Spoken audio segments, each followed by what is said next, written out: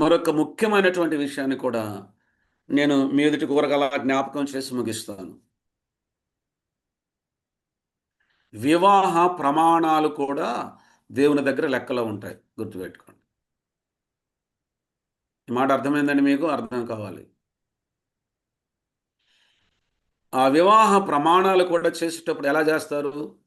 దేవుని ఎదుటను, సంఘం ఎదుటను ప్రమాణం చేస్తూ ఉన్నాము అని అంటారు.